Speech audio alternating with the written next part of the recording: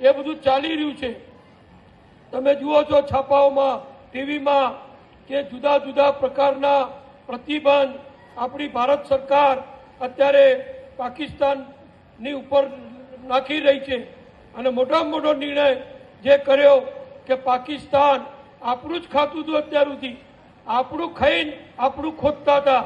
પાકિસ્તાનમાં તો ગઈ સાલ ખાવાના ફાફા હતા, અનાજની, ઘઉંની, ચોખાની કે બીજા ખાવા પીવાની ચીજોની એટલી અછત હતી કે પડાપડી અને લૂંટાલૂંટ થતી હતી।